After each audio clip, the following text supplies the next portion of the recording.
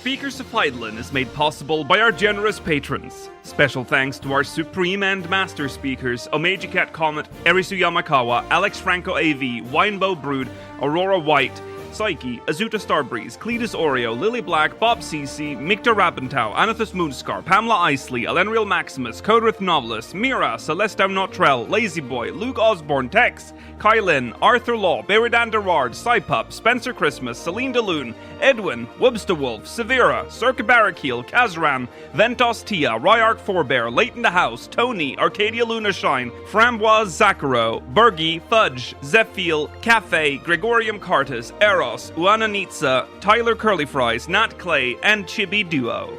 Get early access to audio and video versions of the show, including the post-show, by supporting us at patreon.com/SpeakersXIV. Thank you.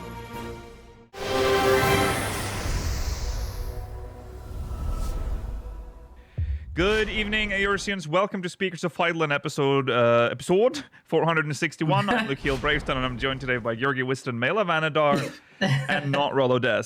Hello. We are here on the 12th of July, 2025. It is in most of Europe. Fires of hell took him. Fires of hell finally took Rollo. It is very hot both in Europe and North America. We had some technical issues, most likely stemming from the fact that a thunderstorm just passed through where I live. But we should be good for our live viewers, hopefully. It is today we're going to continue talking about the Final Fantasy XIV Mobile version, FFXIV Mobile. We're going to talk about all the stuff that we don't have in our game. And we'll be talking about the upcoming live letter. But most importantly, we are going to read MogMail. So send us more MogMail at speakersofv.com/MogMail to refill our mailbag. Stay tuned for the post-show. We'll be answering questions from the Syndicate, and I doubt there'll be time for Pokemon this week as well. Before we move on, we have a channel update. A screenshot contest will be held on August the 15th. The theme is back to school. So a website will be coming up soon, but just keep this in your memory now. And we will probably announce the website next week on the show. So I could announce it now and then have it ready for when this goes out on YouTube. I already know what the URL is going to be, so let's not do that. It'll be in the description. It'll be in the description. We'll advertise it throughout. Yeah. You can put the URL there, even if it doesn't go anywhere at first. It will go there somewhere, at some point. Yeah. Well, there you go. So there you go. That's a screenshot contest, which means you take obviously a screenshot, send it to us, and now I will say this even before this website is up. Last time we can't really host the images on our end. There's a lot of laws and stuff that I don't want to deal with right now. But so you have to upload it to a separate website. Do not, like I said last time we did this, I said you can use Discord. Don't use Discord.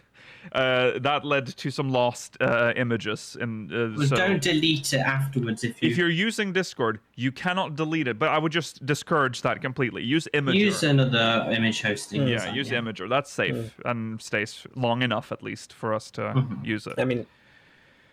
Okay. There you go. That's that. Let's jump into recent events.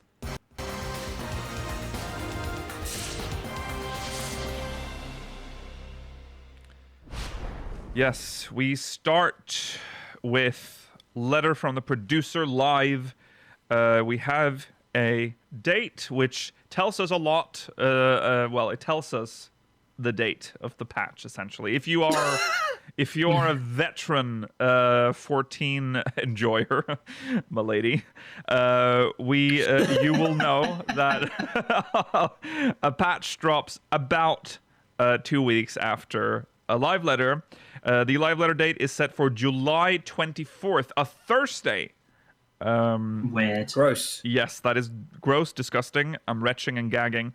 But that also means that August the 5th is likely the date of the patch. So combined with the MogTome event, it would be surprising for it not to be the August the 5th at this point. Yeah. 1 week too early, but it's fine. Yes. 1 week too up. I know why you're saying that. I'll leave the week after. On Thursday, the 24th of July at 10 GMT, so that's for Iceland only, 11 a.m. BST, that's noon Central European Time, 8 p.m. Australian Eastern Time. Why don't they have Central Eastern Time? I mean, they have. I mean, Germany and France are German and French are the two languages they've translated it into. It's because you know why, and I'll tell you the honest truth why. Because the continental Europe won't bitch about being excluded. Mela. So, I'm included. Iceland's included this time around because they're GMT currently. No, they do GMT and BST. They cater for you always. So we're always included, but Iceland this time around is included too because they're GMT currently. Yeah. Chat makes a good point, actually. There are there are German and French versions of the Lodestone. The Dutch client. That's true. That is true. Yes, because the two languages of continental Europe, of course, is French and German. It's odd because they expect their Nordic players, their Dutch players, they can read the German one. Many of them can do at least. But the German one is given in MESZ time, whatever the hell that is. That's probably Central European, but in German. Mitteleuropa standard site or something. Yeah. So classic. Thank you, Germans. Yes. Anyway, a little European tangent there for you. Anyway, so starting time is subject to change. This is obviously going to show us patch 7.3 part 2. We know that we're going to most likely see the new Deep Dungeon in action, at least some stuff from it, probably. What else did he promise? I think... Dungeon, maybe. Oh, yeah, the dungeon. Might tease the dungeon, yeah. He won't show us the trial. Housing stuff? Housing stuff. That's right. We're going to get housing stuff. This part. So for all the housing enjoyers, my lady, you can tune in and get your housing updates. Get super excited. Set the bar really high. Excited. This is the huge update that you've been waiting for, guys. The revolutionary update. They're going to redo the housing system. Okay. We managed to squeeze up. We can have one extra item per house. Yes. We should also. That's really pushing the resource. We should also get a first look at Sandoria in the new 11 raid. Oh, that'll be a exciting. Not annoying. The sad part is that there are no remixes in this raid series, so it will just be the original Sandoria theme. Sad. I don't hope we get that mind music when they use original music, but like as with the E-release raid, I like if they remix at least one song, which they didn't do. That's fair. Yes, so there's that. Well, we're not getting any news on the raid planner, I guess, since that's been moved. No, that's coming in 7.4, so we'll probably get that in the next live letter. Yeah. We'll probably just get mostly the fly-throughs of things. He'll show the first bits of everything, and then he'll yap about the new mounts and minions for a while. That's what he'll do, yeah, for sure. Do you think we might? Do you think we might learn what the new relic step is actually? Oh, true. Maybe. That's true. Mm-hmm. We're gonna get it's gonna be sands. We're gonna get the sands from the Heavens. I want relic. books. Yeah, I mean that's probably most. I know that people hate books, but like considering how they've done relics recently, you probably only have to do books once. I love books. I think books work. They will work in the system. Yeah.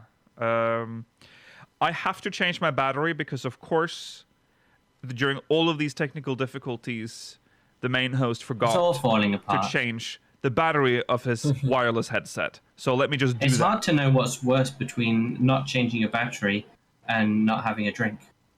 People Right? don't even know about the other part.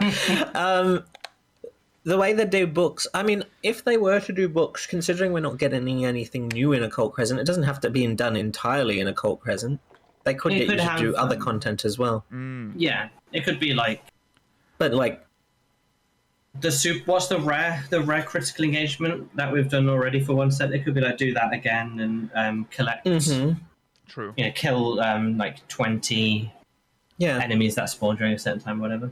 Yeah. I mean, it wouldn't be weird if there was like 6 books, and then like each of them, one of the things you had to do in each book was do at least one critical engagement, one fate per zone, Yeah.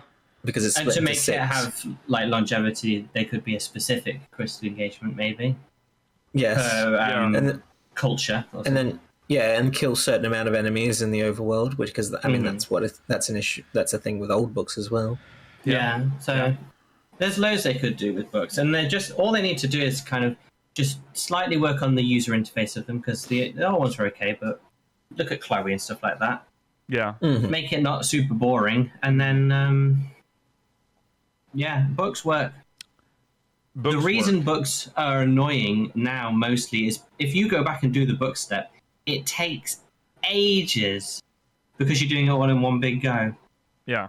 and you're not enjoying any mean- of it because it's like old content. I mean, the other bad part about the books, which they've fixed since then, is that you originally had to kill 10 of each enemy, and there aren't 10 of each enemy in the overworld, and you're competing with everyone else that was doing the relics at the time as well to kill those 10 enemies. Yeah. They've reduced it to pretty much the exact number of those enemies that exist now, which is about 3. Yeah. It's Yeah. just stupid. Yeah. I mean, yeah, the worst is like the giants that are in that giant crater in Kurthus, because there's only like 3 of each type. Oh yes. But they're all spread out, so you have to I find yes. which one. hated They're that so so much. annoying.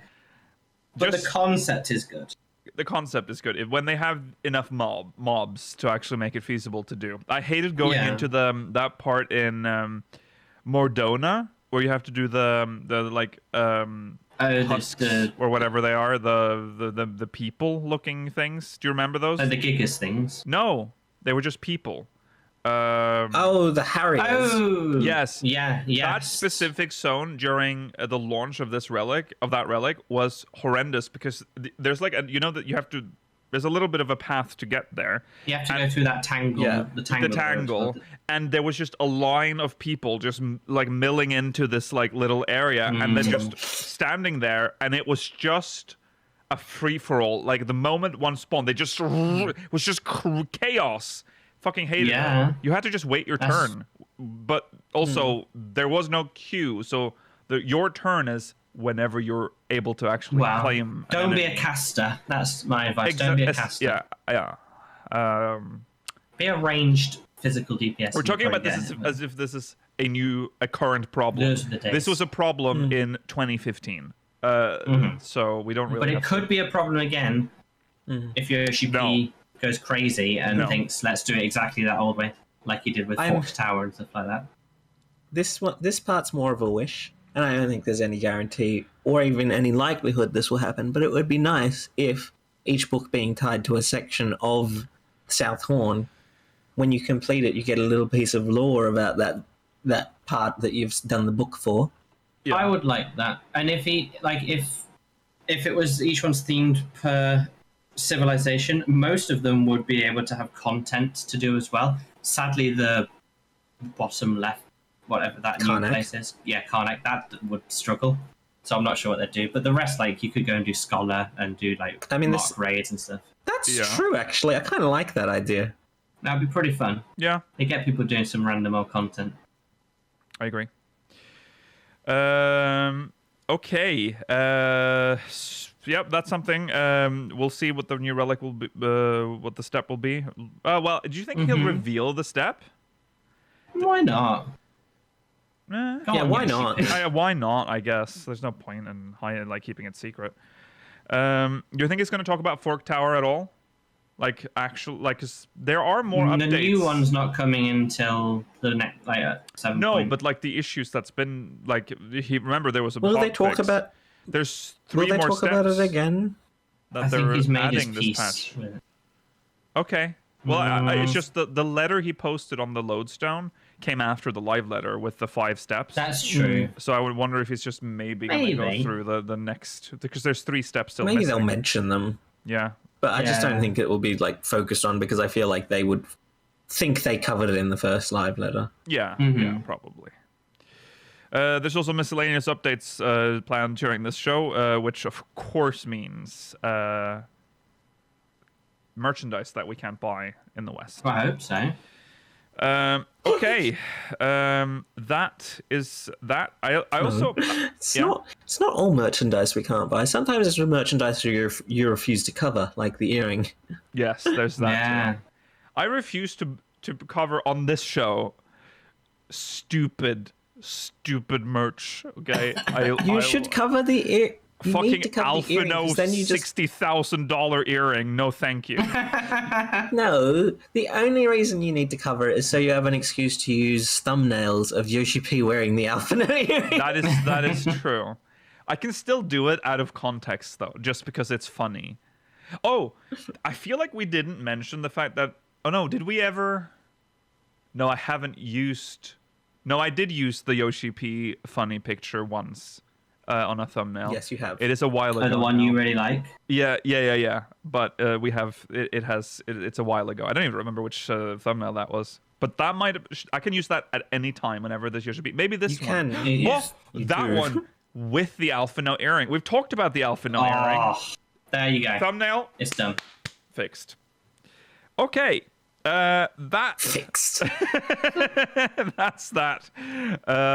Also, Mela, I haven't. This is a temporary one until I made the graphic, but like I can do this now.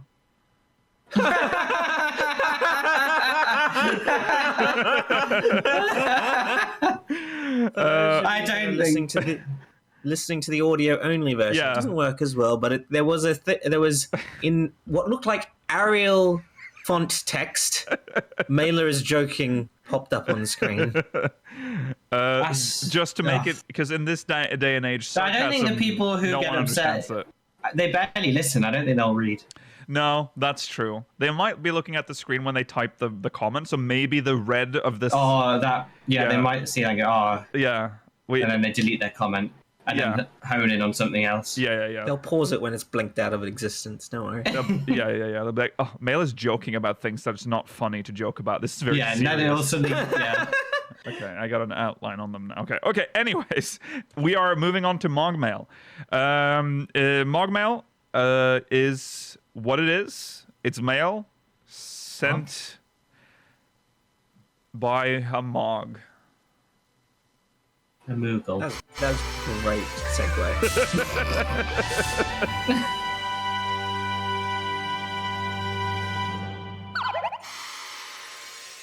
No, this Yo, is old Lil Mog. Z. This is We've old had Lil Z. MogMail. This is old. Old MogMail coming in. Old MogMail. What has happened? Okay. Did we read number 1? I don't think we did. Okay, don't stick on a black screen. That's like broadcasting 101. Oh, Maila's not joking right now. Oh, I'm joking. Maila's joking. Okay. I was just joking. Yeah, Mail was just joking. Okay. We have not read MogMail. I will read this then. Sorry for not showing it on screen. This is from Eddie Mistel from Sagittarius. Hello, everyone. As you're asking for MogMail, here's one. The first graphical update is being deployed, and the new Churning Mists looks fantastic, in my opinion. But it was labeled as the first graphical update, which means there will be at least one more. What do you think they could or should add next?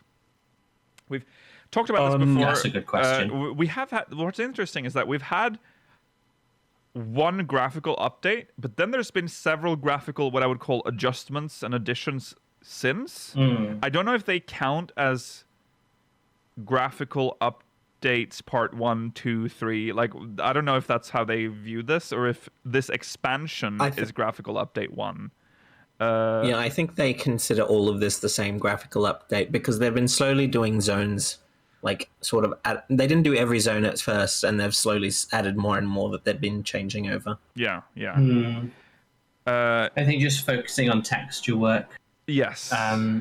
is probably a good idea. Texture and maybe animation, and then pushing hard on optimization, Yes. performance fixes, because the new graphical update pushed requirements up, and it's this game, Around Reborn was very, very well optimized. Yes, it was. So it's good to. But the more optimized your game can be, the better. it's really interesting now because I didn't think I would notice, but like when I now look at A Realm Reborn footage from like 2013, kind of seeing how aged it looks now, like looks good now post graphical update. I think it looks better now. But when you now look at like the fact that lighting isn't real, like it's not like they only have like very limited light sources. It's very clear now that it's a PS3 game.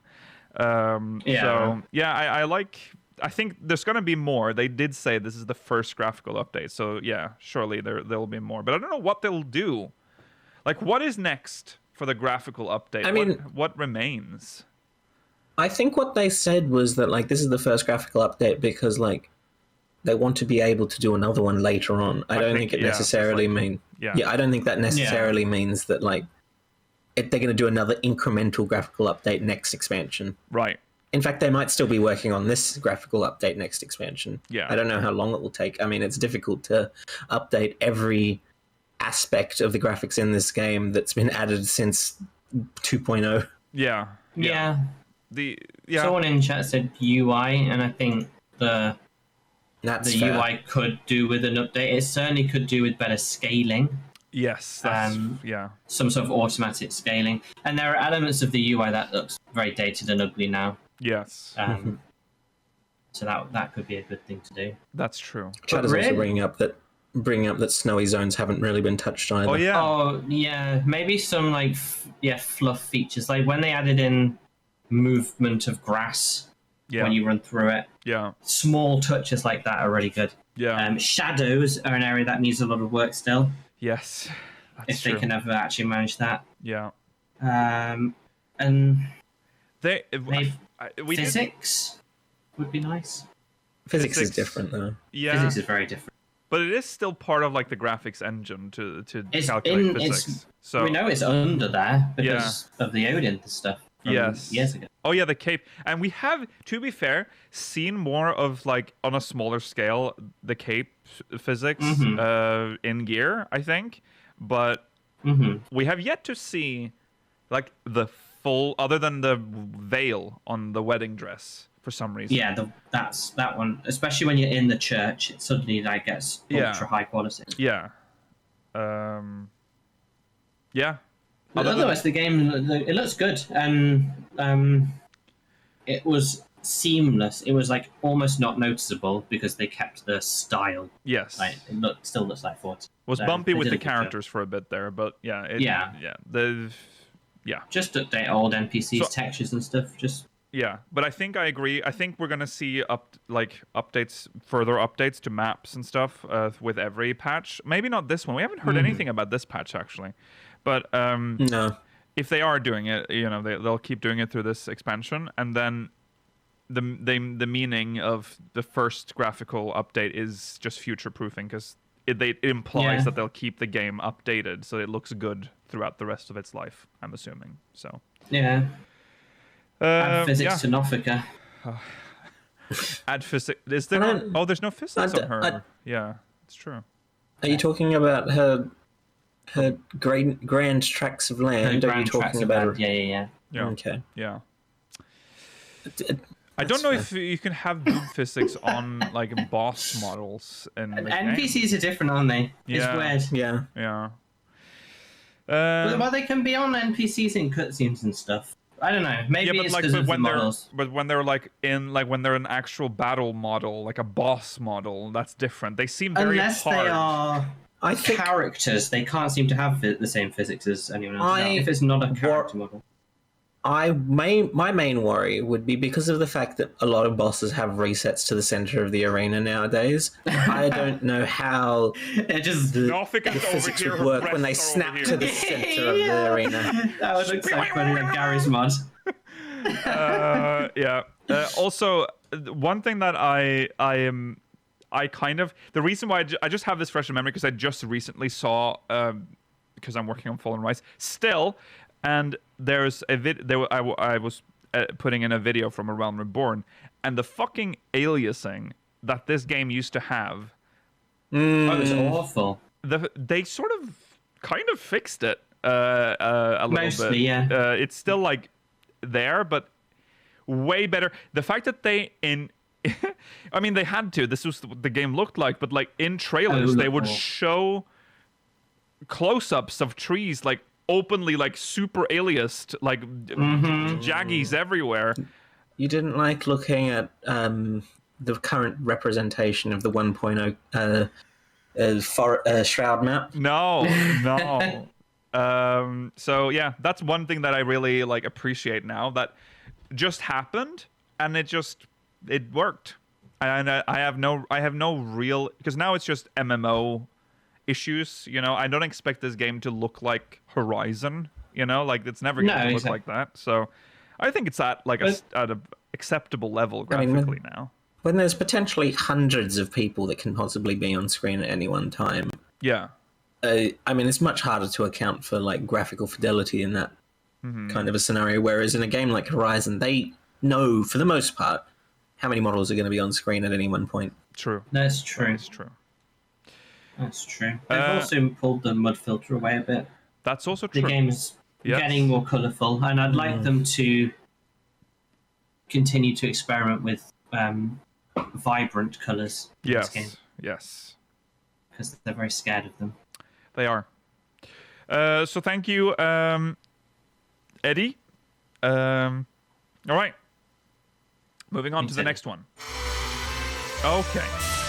Why not? Mail sent by a Mog. This is from Trinity Rain from Cactuar. Hello, speakers. Haven't written in a while, but I never miss a show. I just finished. Thank you. I just finished the Hildebrand story for this patch, and I gotta say, it's as great as ever. My question isn't going to spoil the story. No, I'm here to ask/complain about how stiff the Warrior of Light is compared to the characters in the cutscene. Hildebrand characters in the cutscene are so fluid, looks amazing. But my Warrior of Light just stuck out like a sore thumb compared to the other characters. Why can't the Warrior of Light be animated that well? Is there some rule they can't animate us? Is it just me, or did you notice it too? Side question. Was the Warrior of Light in 1.0 animated pretty well in cutscenes? Oh, interesting. We talked about this the other day. I don't know, with being sidelined in the MSQ for the majority of it... lack of movement aside from a nod here and there would be nice, in my opinion. Thanks again, Trent. I get stuck on the weirdest things, even though, you know what I mean? Mm-hmm. Yeah. Okay. 1.0 question first, and this will probably explain the latter, the first part of the question. The Warrior of Light was animated, mocapped, in fact, in 1.0. You can see it in... How'd they mocap Lullafels? I think they literally just shrunk the rig. Great boost for Warwick Davis's career. Yeah, they if you like any of the opening cutscenes, like, and essentially, well, I say they mocapped everything. They didn't mocap everything. Obviously, your Warrior of Light didn't talk, but one thing that's interesting about 1.0's Warrior of Light was that he would make sounds. He or she, like they may do like. Like he would make sounds like that, like, and running sounds, and like running as in like stuff like that. But it wouldn't speak, obviously. But like, and very well animated. But here's the thing, that shit costs money. And a lot of money. Also, can you imagine if they kept that up? Back then, they only had specific. They didn't have all the genders for the races either, so it was a very limited pool of like Warriors of Light. It's like 8 options. Yeah, it was like Hure. Oh god, and then there's the Midlander and Highlander, and I don't think there were Highlander. So maybe 9. Yeah, there weren't Highlander women. No Highlander women, and there were no male Mikote. There were no female Rogadin. And that's it. And then that's it. That's it.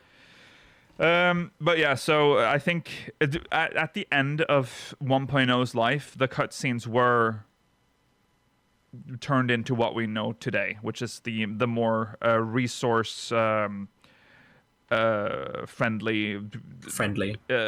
emotes and recycled animations, which I don't really mind. Sometimes, though, I will say sometimes we are still getting a little bit of mocap on our character, doing like turning around, walking. There's some stuff that they still do, but I mean, the fact that they mocap so much more for other characters in general is a great boon to this game, because even like as recent as maybe even not Heavenwards, like Shadowbringers in some parts, like early Shadowbringers, you can see a lot of your companions still using like canned motions that the game has. Yeah. I mean, it was only this expansion that characters could start not just walking in straight lines, doing sharp turns, and then straight lines again to get out of a cutscene. Yeah. The fact you sort of suspend disbelief for most games, and we had to just accept that for a long time that for a character to leave a scene, they had to go around someone. They had to literally do like if they were like on a weird track to get out of the shot. Now they can just walk normally, But we just accepted that. That's just how they did it here. It doesn't really bother me too much. I like that they fixed it though. That's now like they've improved that like pathing system that they use to to ease into the turns instead. Yeah, the stop is the worst part. It's the walk. The stop is the bad bit. Walk, stop. It's so yeah. Yeah, the reason they don't normally animate cutscenes for our Warrior of Light is there's now 16 like characters. There's two of each gender for each race. Yeah. And that's very expensive to mocap for all of them because you have to account for the differences in size and build.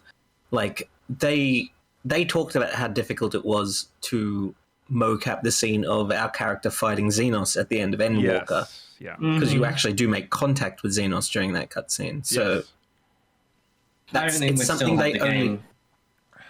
Yeah. No, we wouldn't. It was just cost too much. I mean, we're like 5, 6 expansions in or whatever we're on now. I don't even keep track. And I know we talk about hundreds of hours. Yeah. Yeah. I know we talk about how this game doesn't necessarily get as much money as it makes, which is still true. Yeah. But like, I do think it does get more money than it used to, because I mean, you can see that in the amount of mocap that we get these days compared to before. Look at A Realm Reborn. A Realm Reborn is unfair. A Realm Reborn was running, on no money essentially. Though. I mean, yeah. I'm even comparing Heavenswood and Stormblood to Endwalker and Dawntrail. Yeah. Think about those times when Raubon walks into shot, or when Hien walks into shot. Yeah. And it's zoomed in on their like 3 pixels blurry. Have they fixed those yet, or is that still coming in the graphics update? I don't know. To answer the last MogMail, those should be fixed in the next patch, if not already. Yeah. But it's every now and then you see something really amazing in a cutscene, and Hildebrand is where they experiment. Yes. That's for sure. Yes, they've talked about that in the past. That is where they test out their new technologies. Oh, Warrior of Light's really boring. We're like the unfun person at the party. Yeah, Yoshi P has said this a few times, and I think other people in the development team as well. They want them to be as much of a blank slate as possible, because you're supposed to project yourself onto the character or whatever. But whatever your OC is, they don't want you to want the character to move outside of that. Even though I would argue has already made a few choices that has already defined the Warrior of Light a little, but Yeah, I wouldn't have gone to Tural, but they forced me. Well, that Graha tier thing was so dumb. Yeah. Oh, sorry. Okay, so the just stupid bit. Okay. So stupid. The Okay, so let's. You can't talk to me now. Oh my god, I'm being censored. No, you're not. No, you're not. Okay, well, thank you for your MogMail Trinity Rain. Let's do one more, and Thank you. Is from Gleistig See? Yuan. I Wow. knew you'd have trouble saying that.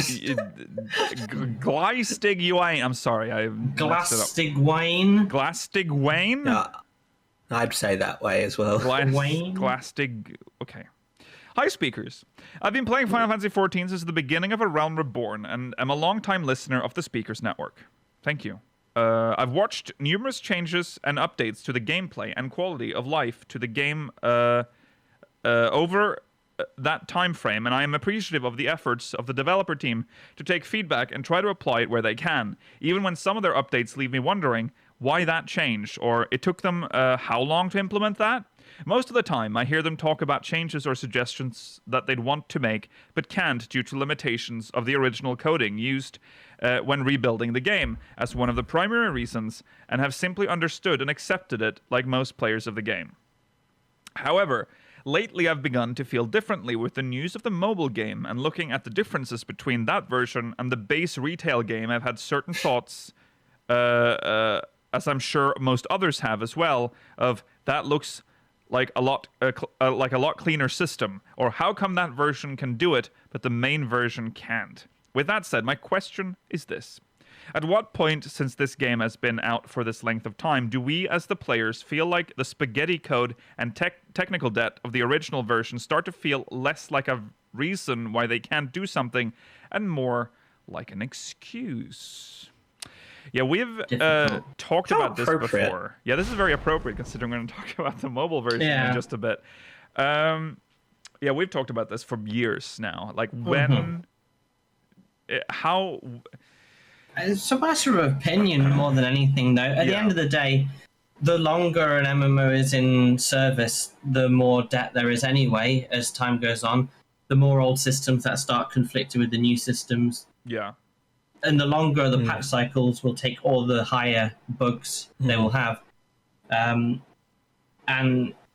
I personally, I mean, I wouldn't love it, but I would accept a period of time where they pause development to untangle the spaghetti, but I just don't think that's possible either. No. But and also, they would lose how so much. Yeah. How much time would you be willing to give them as well? Exactly. Yeah. Everyone has a time limit on that. A lot of people would give them only like a month and think, well, I mean, if you're not developing the game, let's leave. So yeah, it'd be too difficult.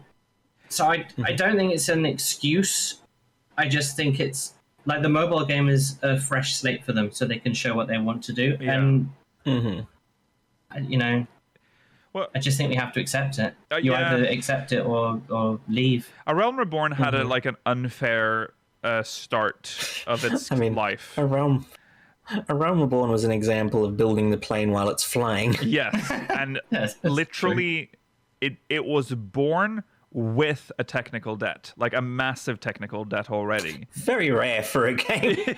Yes. In fact, almost unheard of, I think. Yeah, so their job became like, and remember, as a live service game is running, that technical debt just keeps growing because technology moves forward, game tech moves forward, and so the debt continues, and they have to essentially what they did. I have said this before. A Realm Reborn barely had content at endgame. Like it was barely anything to do. It had very few systems. It had the endgame of A Realm Reborn was getting your Darklight the final tier in A Realm Reborn? Yes. Was that patch 1? I remember seeing people with Darklight gear, and I was like, wow, that's so fucking cool. They got blue quality gear. Back then, you got from the top right, from running Wanderer's Palace or Amdapur Keep, you would get 30 of the relevant tombstones. Yeah. It was tough times. It was. And there were 3 mounts in the game. 3 mounts in the game. Yes. And you couldn't... People who paid extra for the Ahriman were like, wow, where'd you get that from? That was A Realm Reborn, so... You couldn't be mounted when the duty finder went off. Of course not. They were so, just Don't be crazy. It was the Wild West in A Realm Reborn. It was just you did barely any systems in place. Your chocobo was incompatible with almost doing anything else in the game. Yeah. You couldn't have him out doing anything. You couldn't have him out when queuing, could you? No, you couldn't. No, I don't think so. Or he would have to go away at least when it popped. Yeah. I don't think you could have a chocobo. Could you have You couldn't even have chocobos in a party, could you? Don't think so. No. It was you. They wouldn't remember. Yeah. Horrendous. So, but still, though, that's how it was. Never forget Brayflux and all that. Right, but you just remember that, like, their job has been all this time has been to try to chip away at that technical debt while more is accruing, but then trying to hide, bringing the whole thing down. Yeah, so essentially they built like systems to hide the debt, essentially, to just like try to like not have you notice that there's a lot of shit under the hood that's crumbling right now, but don't look. I would also suspect that like they have made many efforts to do that. Like when they do attempt to take away the technical debt, that doesn't affect the live game. But like when they do that and then they do it in their test servers, and they're like, "Oh, it doesn't work." Yeah. Well, that was a waste of 3 months. Yes. Oh well. But yeah. That's the problem. It's very difficult to untangle something like this. The spaghetti, and I know it's a meme, but the spaghetti will always be there, and it will never go away, and it will keep growing if they don't stay on top of it. It's that simple. It's not a problem that only our game has, but we have more. We have particularly bad spaghetti. Yeah.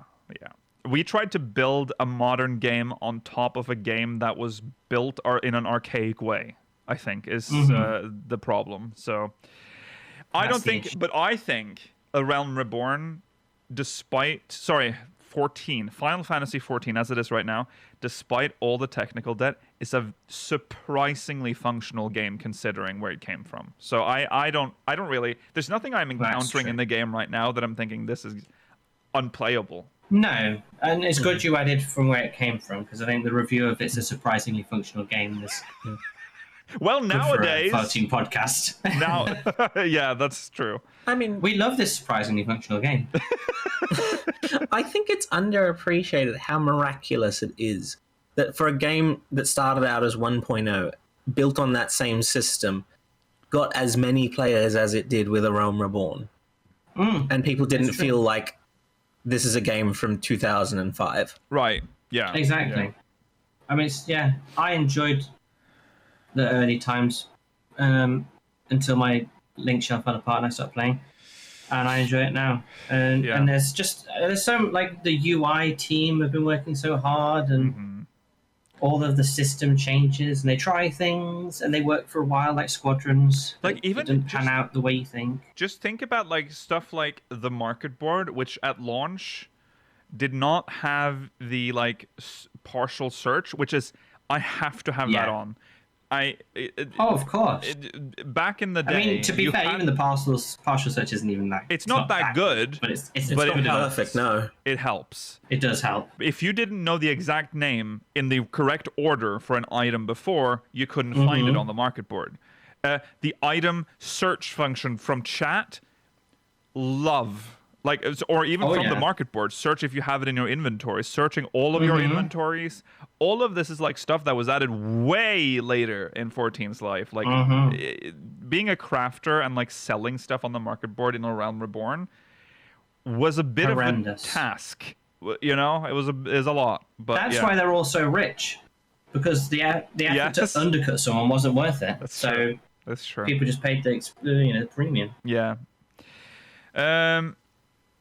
Okay, well, there you go. We're going to talk about the mobile game right now. So that's what we're going to do. Well, I will also mention, shout out. Let's not forget that 1.0 also was this game once. Super shout out to the hardcore crafters of 1.0. The true unsung heroes of that community, because they not only had no search function from a market board, they had to go to the wards and find the correct. Remember, there was a menu with like like fuck nebulous esoteric names, you know, like Upper Tinker's Row. Oh, yes. That's where they have level 45 Jewel crafting to 50. Yeah, like you'd have to like figure that out. And then enter a room full of just ghost NPCs just standing everywhere and just having to like click through them. There was no search function until Yoshi P came along. It's like, the fuck I is don't this think shit? shout out to them. No, I think so because no. they faced just the game was like, fuck you, you will not sell items in any way, you will not make money in this game, even though this game is made for a player economy. They engaged in a system that was actively fighting against them, and therefore they should be stigmatized for enjoying. I am not joking. You can't censor me like this. Unbelievable. Because can you just I can't even, like, I looked at the market awards in 1.0. I walked inside, freaked me out, by the way, like just NPC standing still. You'd have to like check with all the NPCs to check what the prices are for a single item, and then you would set your price in a competitive way, and then just pray that someone would randomly click your NPC at some point and buy your item from Upper Tinker's Row and hope that they know where that is and where they can get the item they need. It's crazy. I don't think anyone was spying. The fact that they were... I think people were selling and they were just hoping. Yeah, they were, for sure.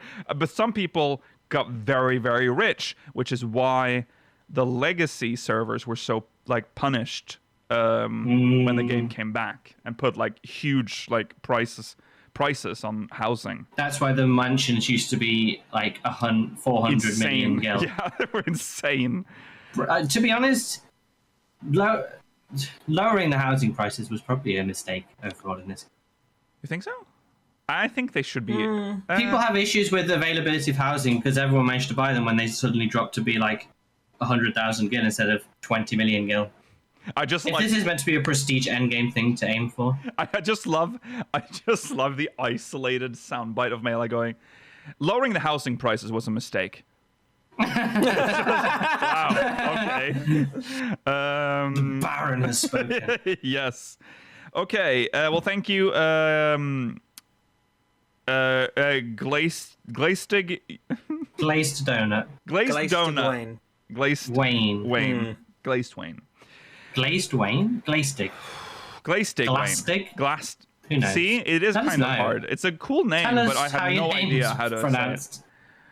Woo. Okay. Final Fantasy XIV Mobile, eh? Now, yay! Final Fantasy XIV Mobile, I will say again, there's a lot of features here that we don't have, but take this as like possibly like hope or copium, whatever you want to call it, that hope. Some of this will be like they'll test this and see how it works in the mobile game and be like, we can probably implement this. I mean, the Fate stuff that we talked about last week, insane. I want it. Why is that not in the game? Oh my god. Why is our Fate system so basic? Fate's good and you're making our Fate's I'm telling basic. Do you remember when they've tried in Stormblood with that new type of Fate that appeared once and has never appeared again? With the icon, the like where you have to like escort it or whatever. Yeah. Yeah, and before you start, Yogi, maybe it did happen one more time, but don't actually. But that's what it's only appeared maybe twice then, if that maximum. Well, that was like the last time I feel like they tried to innovate with Fates. But I will. You can go back and look at previous episodes. I know I've said this before. They are allergic to touching older systems. Like they don't like to like go back and improve. No. Leave quests. Again, you could do all. I know they cut them entirely from the mobile version, and that's probably because they have better. They have other. I mean, the Fate update is in itself fantastic. Stained glass windows. Yeah, I mean, you can do iconic. Stuff. We've talked about this so many times. We can't do it again. But like, there's plenty of ways you can make leave quests good again. But or good. Just period. Because I will admit, I mean, they were probably never really good, were they? But like, yeah. I mean, I would say that like, I think it's a little unfair to say they've never touched Fates. I mean, they had the not massive. They had the rework with how they worked in Shadowbringers with the addition of like what are they called? The Bicolor gems. Forlorn Maidens and the Bicolor gems. Maidens, yeah. I know that's not much. I mean, it's an addition, I'll take and I it. appreciate it. Yeah, any addition is welcome, obviously. But what they've talked about in the mobile is, wow. Yeah, I just hope So that much better. some of that is just, please, just make Fates. Yeah. You can make that will invigorate zones immediately. Like it'll make a lot of zones feel more alive. People will be more inclined to do them. Anyways, that was last week's Time discussion. to final XIV. We are talking about FFXIV Mobile. Wow. And FXIV. oh yeah, sorry, I didn't fix it this time either. I was gonna say it last week, and to be fair, I got okay. No, I'm not gonna be fair. Don't worry about it. I just added part 2 and didn't even check the. I saw it during the episode last week, but no one told me last week. No. Like no. No, one, I didn't notice it last Oh, week. you didn't didn't notice notice it? Oh, I noticed it No. during the show, and I'm like, oh, for fuck. But I'm like, no one's saying anything, so maybe I'll get a pass this time. And I did. Okay, anyways. Let's talk about combat classes and jobs in the mobile version. Class quests have been condensed down to levels 1 through 10. And serve as early content and tutorials, along with a source of gear and experience. Completing the level 10 quest unlocks the associated class ring as a glamour and makes the job stone available. Guild teleport tickets have been added to let you get back to your class quest NPC immediately upon completing objectives.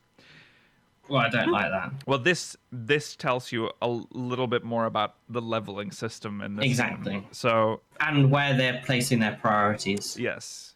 It's a point of endless sorrow for me that job quests have been condensed into role quests. Yeah. And I like the fact that they're now condensing it over a 10-level period is very sad. I like the role. Well, this is I only for wouldn't. classes.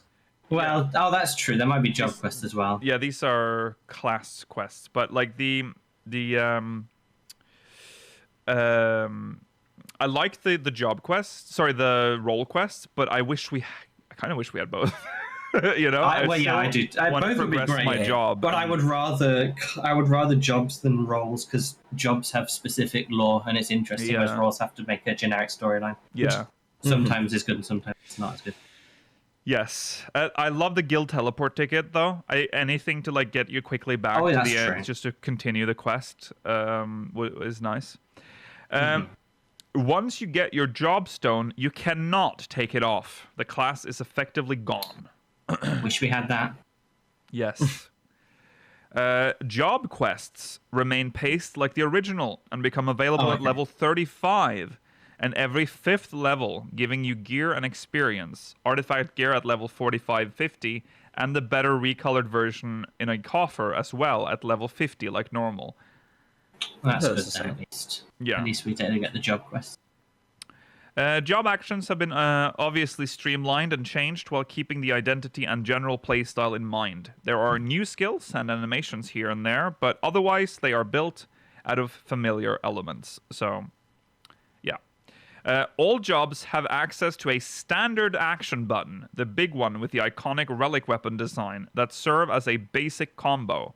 For melee classes, it's your basic 1-2-3 with a bonus that at a certain distance it also turns into your ranged attack, e.g. that's warriors useful. turns into tomahawk, whereas for mages they serve as a reliable instant cast button to use while moving around. I wonder what the reception will be to that. Yeah. Yeah, I feel like some Very, people wouldn't like it. Yeah, people are upset at the one-button rotation for a while. Yeah. Another new button is the evasive action button. The one underneath the standard action. This serves as a self-explanatory movement skill that gets you across a short distance quickly and activates sprint for 4 seconds. This is available every 15 seconds. Animations vary, think this such is as... more- Yeah, sorry. No, I thought it was finished. Sorry. I think this is more important for a mobile game where movement is obviously going to be more difficult than if you're playing on a console or PC. Yeah. That's true. Animations vary, such as dashes or rolls. White Mage gets to float around. So, Ah, at the You wish that was in the game, don't you? yeah. Don't get like don't be under the misapprehension that this is changing it to be more action combat. No. It's a dodge ability. There's no iframes. I don't think there's No. nothing like that. At the Arcanist Guild, you can pick up the Scholar Unlock quest at the reception desk, as well as unlock it independently. Alongside this change, Summoner and Scholar no longer share a level. Like they've been threatening to do in this game for years. Yes. Thankfully, they haven't. No. They'll never be able to do that. Well, I don't know how spaghetti the code is, and that's spaghetti good code they spaghetti. invented for A Realm Reborn. Yeah. That's a spaghetti code that didn't exist in 1.0. That's true. Yeah, they made that And one it would have been a good themselves. system, but they just tried it on one class and then gave up. Yeah. I think they hate that they ever did that. I think it's cool. With mages, spells are locked in at the end of the cast bar. With this change, casting at an enemy who then dies during the cast time will activate the spell. Oh, bless you. Bless you. Thank you. On the next available target, instead of interrupting the cast. For healing spells, Oh, yes. For healing spells, casting single target heals with no target selected will automatically target the member of your party with the lowest HP. Oh, rather than yourself. That's really That's cool. a good Yeah. system. yes. That is good. The top one's the casting one is a little more risky because you may accidentally pull a pack or something True. That's true. that you didn't intend to do. But Yeah. the healing one, Healing one is great. I would rather that. Yes. And well, Because you have to. I suppose you can I target yourself if you want to cannot heal yourself. tell you how many times, at least, especially in the past, I still do it. I mean, it might if it's a very panicked situation, it might happen. But like where you choke and you have to use benediction on the tank. You accidentally press another button which untargets the tank, and then suddenly you've spent it on yourself. Worst feeling Yeah. ever. And then the There are tank certainly dies. some skills where you do want. Yeah, you would like that kind of. Yeah, I'd rather it safe. go to someone with low HP than me. You know. Mm-hmm. Unless I have less HP. Okay, so Maybe don't read the next one because it needs context from another thread, which we don't have here. You can read the next dot point after that. oh yes, sorry. Oh, interesting. So you don't want me to read this part? Is You that can read from material style items. okay? This is for crafting. Material style items like lumber for carpenter are only made using quick synthesis style crafting, waiting for completion with an optional guild cost to skip to the end. That's nice. Making material as a crafter is a pain in the ass. Yeah, and that's true. probably the least fun part. Interesting that it's only quicksynth though. That means you can't high quality lumber, or it's RNG Yeah, only. true. Normal crafts can be made in bulk. Having enough materials allow you to craft multiple of an item at once with the same progress quality craft. Completing the item and having certain stat requirements enables an automatic craft for that item. Okay. At the same prog sense. quality? That's incredible. So you can craft 10 high quality crafting chess pieces and then sell them all for 5 million gil each in Looks one like go. it. Yeah. Pretty good. I know why we don't have that. I would like that. Yeah. An option is available in the crafting log above an item to bring up the guild vendor purchases for all the required materials on one screen, and you can pick how many of each you want and pay the total cost out. Whoa!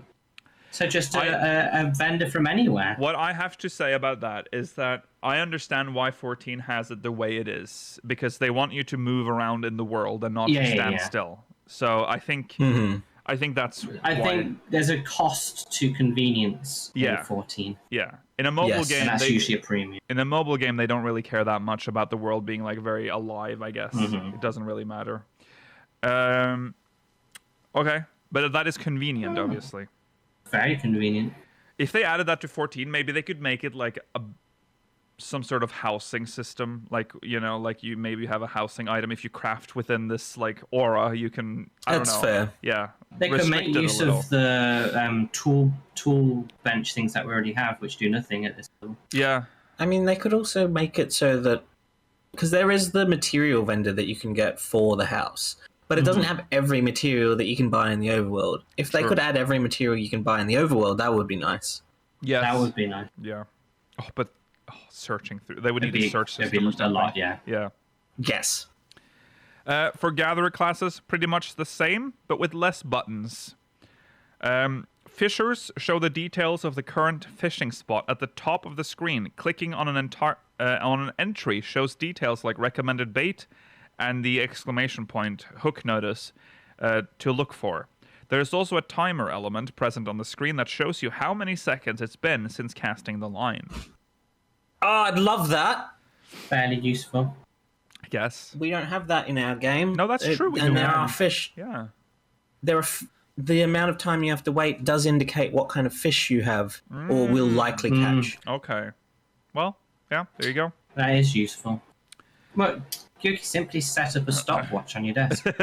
Yeah. Oh, I could set up one of those those macros that people have so that it starts Yes. counting down as soon as they fuck that.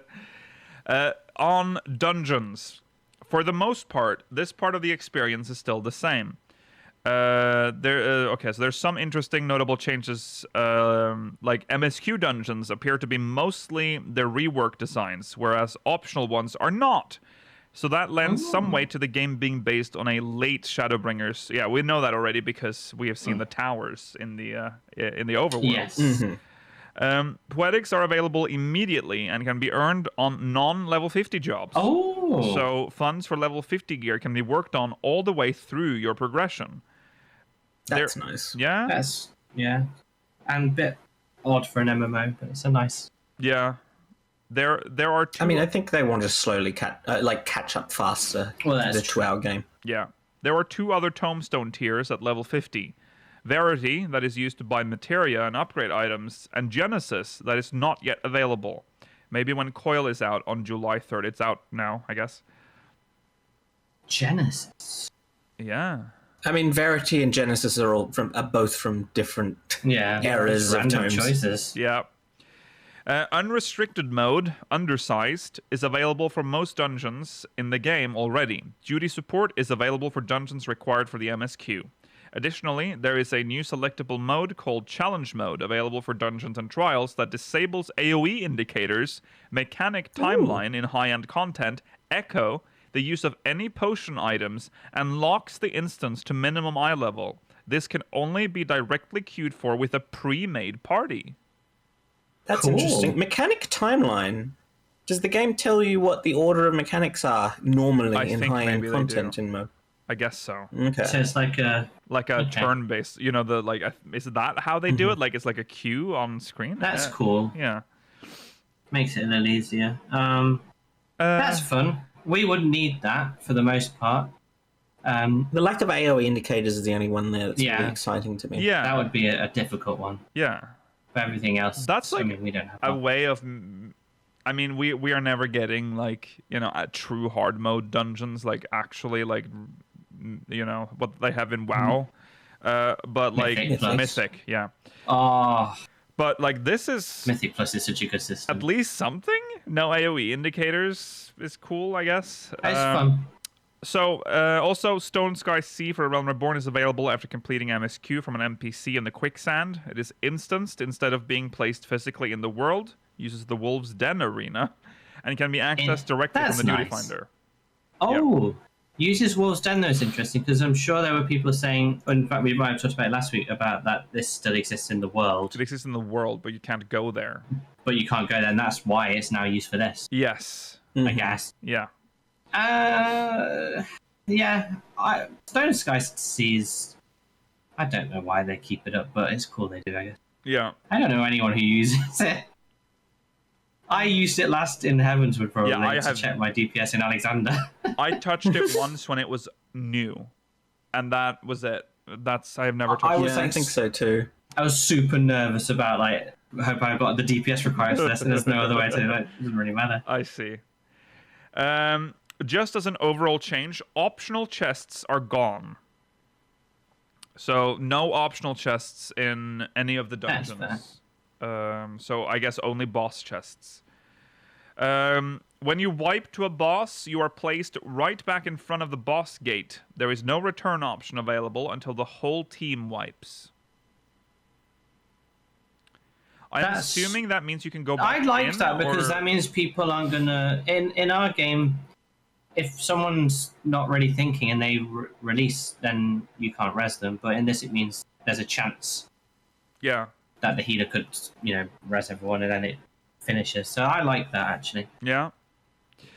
They list all the dungeons and all the changes that they've noted. I don't know if we want to do. We'll just. Most of it's not that let's important. So it's interesting for Castrum and Praetorium. No notable changes, but cutscenes can be skipped if no one in the party is a first timer. They never would have been able to figure that out. You're muted. I think that would be. Yeah, I like that now game, but I don't know if that's a feature that they know how to implement. I can't imagine that's that hard, but first timers. But it has a system to detect first timers. It tells you on screen when there's a first timer. It does. That's true. So the system exists. I think they just. It's a shame. Yeah. But now with the streamlining, it's not that bad. It's not too bad. No. But I mean, I wouldn't mind it going quick.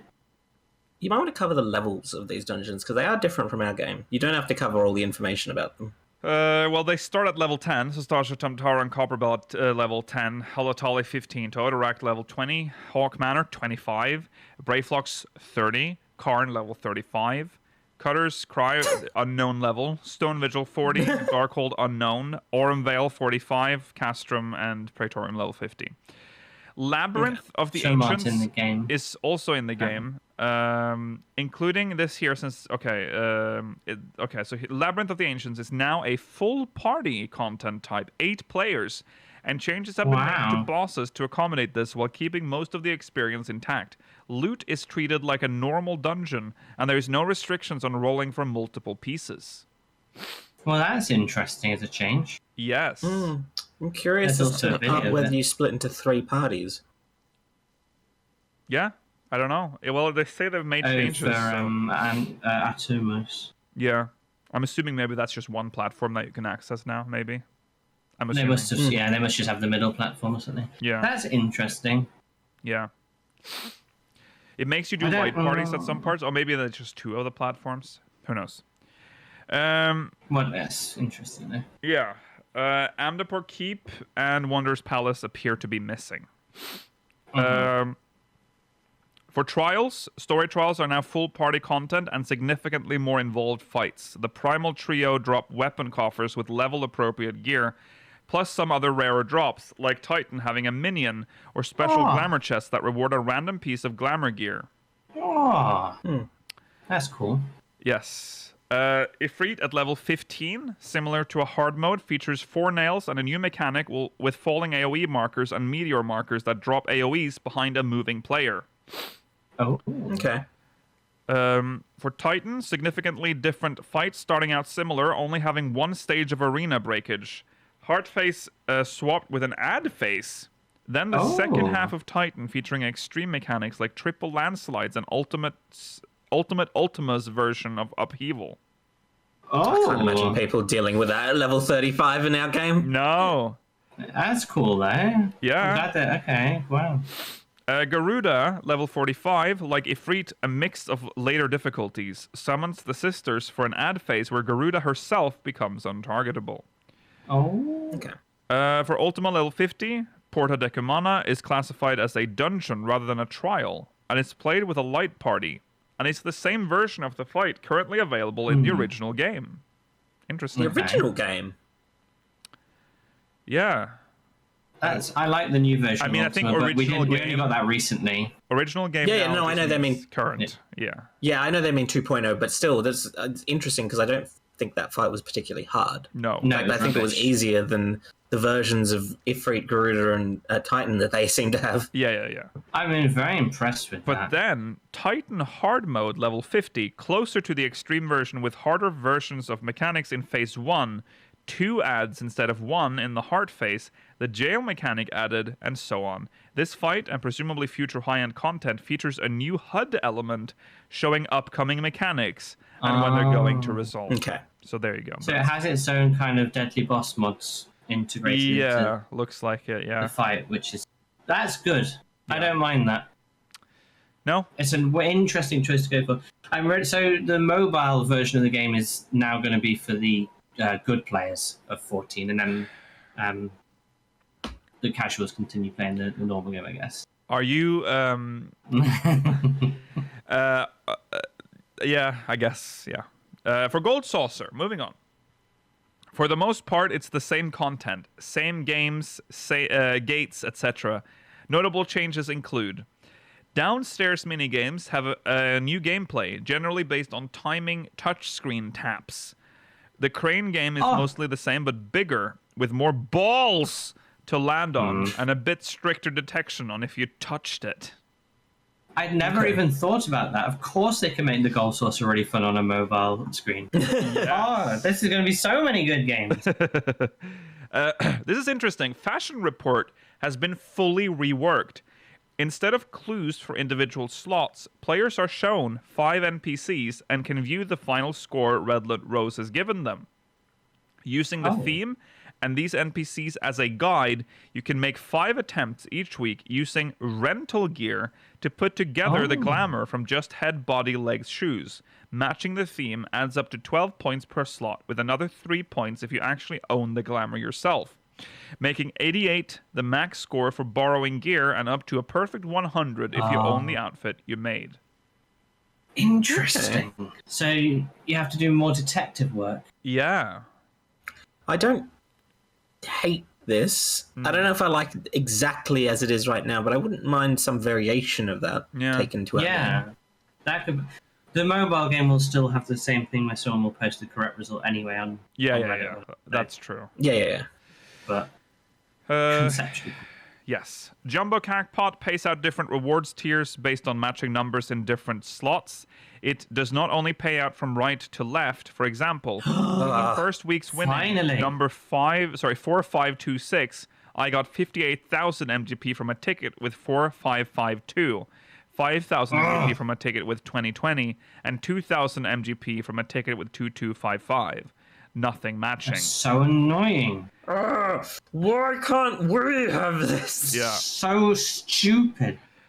Imagine if the lottery added that as you have to also have it in the balls you picked the order of. No one would win, and it's already rare enough to win. True. God. It really should be. That's how it is. Yeah, I agree. Unbelievable. Winning in gates on the main stage can unlock up to 3 extra Jumbo Crackpot ticket purchases in a week. Oh, that's fun. Yeah. Leap of Faith appears to be the only major gate not currently available. I feel like it would be a very difficult game. Yeah, and on mobile. And Chocobo Racing, Breeding, Lord of Verminion, and Dome and Mahjong are currently unavailable. That's fine. I would suspect Lord of Verminion, at least, will never be available. I agree. I also, to be honest, don't think Chocobo Racing will, but I think they will probably try and make Dome and Mahjong. Really? Do you not think Chocobo Racing will be made? I feel like with better netcode, it could be actually fun. Yeah. If they want to make it good, then they could do. That's true. The jealousy would be high, though.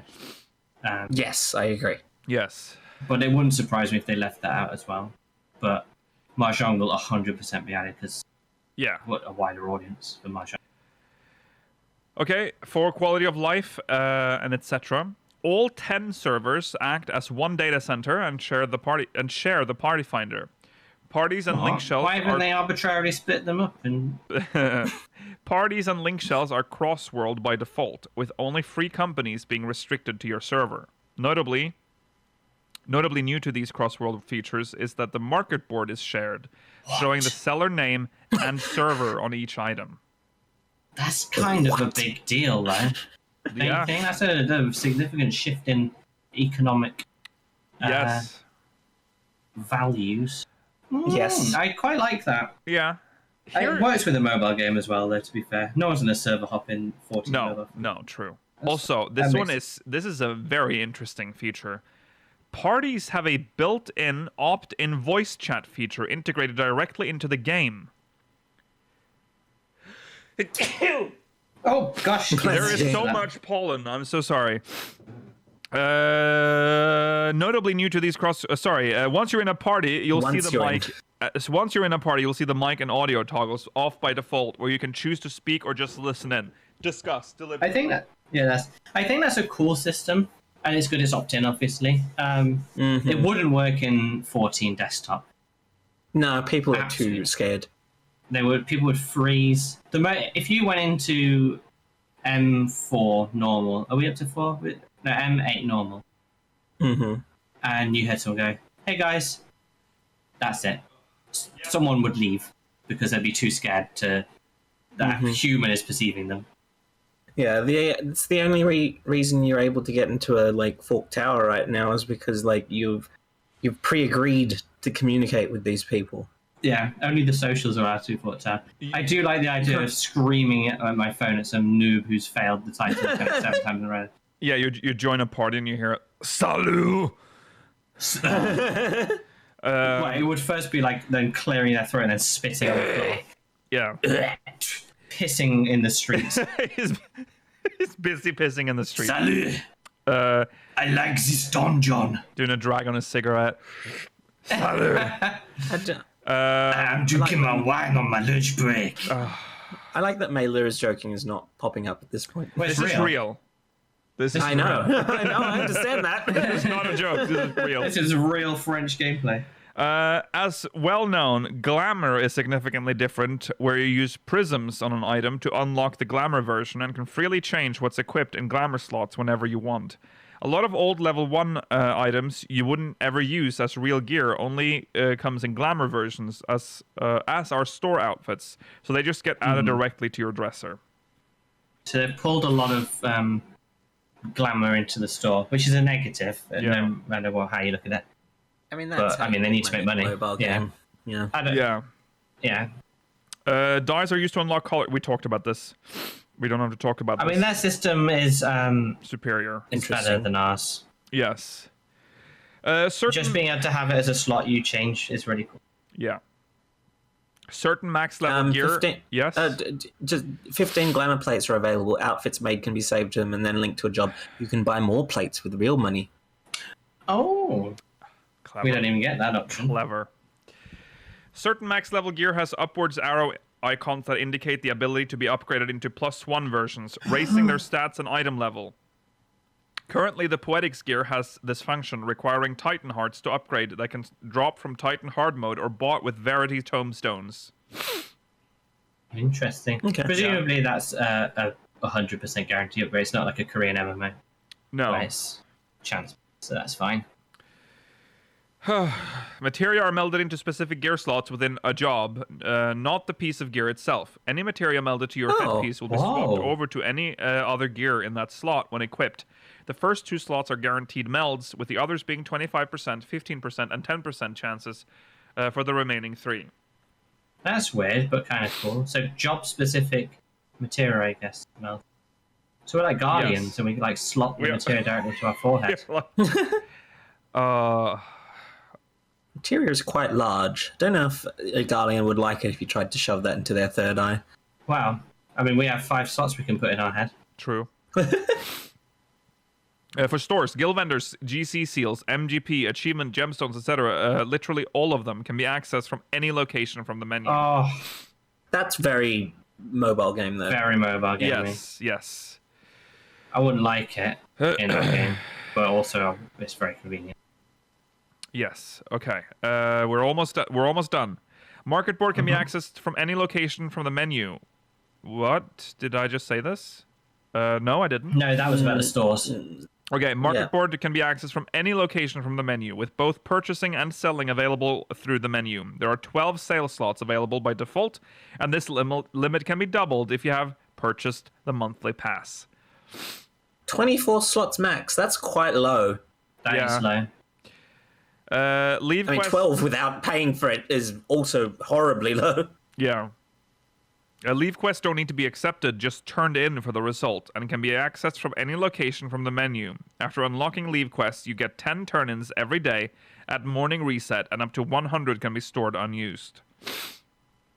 That's weird. That's an interesting way of doing that, but sure. So leave quests are only for crafting and gathering, then surely. Yeah. Crafting. They have abolished Battlecraft. Yeah. So Yeah, I mean, That's 10 weird. is a much nicer number than, I think it's like, is it 12 or 6? I don't remember. The way we get leaves in our game is weird. Yeah. Is that one every 2 hours?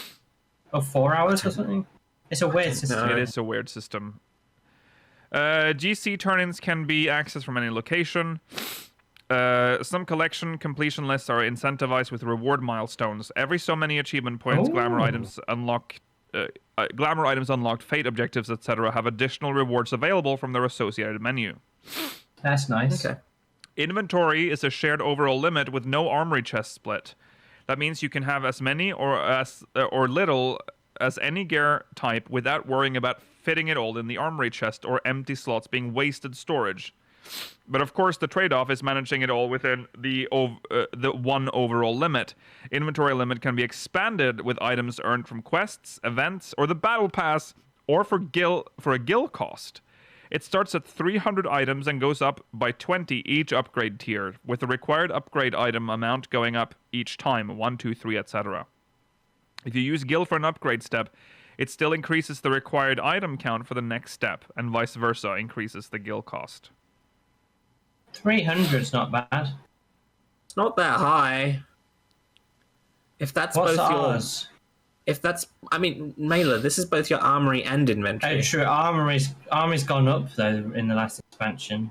Yeah, we Or have. whenever it went up. I don't know. We do have a lot of armory slots. I mean, but we used to have 25 for each slot, so by default that would have been. That's true. That'd be a few Like, hundred. I don't want to do math in 200 my maybe. head. 200, 250 Yeah, something maybe. like. Yeah. Yeah. And then the inventory's like 100 or something. Maybe. It's more than that now. Yeah, that is quite a low amount. Yeah. But what's more interesting, I guess, is the cap. How if it can be done to 5, 6, 700,000 or whatever, that's impressive. Yeah. Because we'll never get more inventory space, probably, or much No. more at least. We don't have a bag system or anything. Retainers aren't available, along with any of their functionality like extra storage or ventures. Storage has been rolled into the expandable limit mentioned above. Chocobo saddlebags are also not in the game. Fair. Give us money.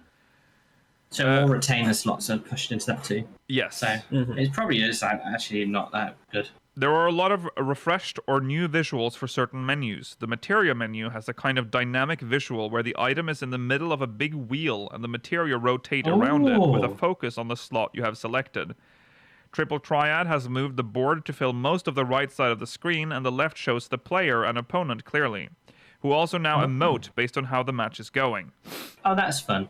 Lots of other examples. Daily quests with extra rewards are doing 2 leveling roulettes, 1 trial roulette, and 1 high-level roulette. Potentially a raid roulette reward will be added too later. That's 2 cool. leveling roulettes a day for a daily quest. It seems a lot, to be honest. It does seem That's a a lot. speaker but- stream. Well, We don't do yeah, leveling we- roulettes. No, that's true. For the first few months, though, I think people really enjoy that as Yeah. a thing to tick off. But yeah, when you get to the end game, God. Yeah. Weekly quests are more diverse, featuring fate, gold medals, gold saucer gates, mini games, triple triad, total crafts, total gathers, GC turn-ins, leave quests, and treasure maps, alongside doing 12 roulettes over the week. These have their own reward track that gives out random reward chests, MGP and gil for getting through them. That's fun. Yeah. Again, we have the challenge log, which functionally is similar, but it's just hidden away and doesn't feel like a goal. It just feels like something that might happen. Happens, yeah. Yes. I wish they'd focus in on it more and make it a little bit more dynamic on a weekly basis. Yes. And there you go. That is all we have on the mobile version of Final Fantasy XIV. It There- seems cool. There are good things. I will say from what we've read now, there are a lot of downsides as well. There's a lot of like basic like I mean, you have to remember. Oh yeah, We just that's big talked about the negatives too. inventory thing. Like, get the battle pass, get the additional thing. There's a lot of hidden costs to a lot of these systems. Yeah, you'll be ending up spending probably more on this than you would on 14. Absolutely. So yeah. you know, Definitely. don't see it as the renaissance of Final Fantasy 14. No. But it's nice to see some of the cool things they can do with a clean slate. Yes, And obviously that's the it's interesting okay part. to want a lot of the cool stuff. Yes. And yes. hopefully But there's Square still. Enix will see how popular it is and I do think some of those things. I think when people say they're still optional, there are items in the free version that are normal obtainable items in our game that you now have to pay for. And the way they get you in these games is to make you, like I said before last week, they make you think to be like, oh, what is a pound? You know, I'll use a pound 50, and then you have 6 £1.50s, and then maybe what's 10 pounds for the battle pass? I'll just do it. It's for it's for the month. And then at the end of the month, Exactly. your bill comes up to like, £70 on a, when you would have paid £9. What's the price for the monthly in 14? Probably about like eight pounds if you get the one character one, I think. Yeah, exactly. So But the thing is, when you've done the battle pass, you've already unlocked 700 Krista by completing it, and it's only 900 for next month's battle pass. So you only need to buy 200 more Krista. Yeah. But unfortunately, you can only buy 500 Krista minimum, so you buy that, Yeah. and then so you spend a bit extra. But now you earned most of that, so It is. of course you're gonna get it. Yeah. It's And not. now with the extra Krista, you've just got extra Krista. You might as well spend that on like dyes or something. So you've spent Krista. Yeah. Then it happens next month. It's very predatory. I don't like the model of It's free to rough. play games because it No. hurts Oh, now there's an event the this wrong month. people as well. This month only. Right. There are games that do free to play right though. There are. Marvel Rivals is incredibly free to play friendly. Every battle pass you buy on it is you can earn it for the rest of your life. Yeah. You never lose them. Warframe as well, I believe, does a very Warframe's good pretty free good. to play as well. So Yeah. they exist. There's lots of games that do really good ones. So Yes. I would recommend supporting games like that. Yes.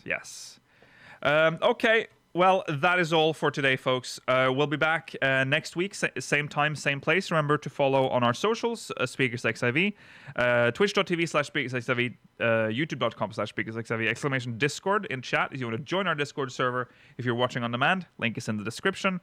Stay tuned if you're watching live. We'll be answering questions from the Syndicate and probably nothing else. We'll see you there. Goodbye. Bye.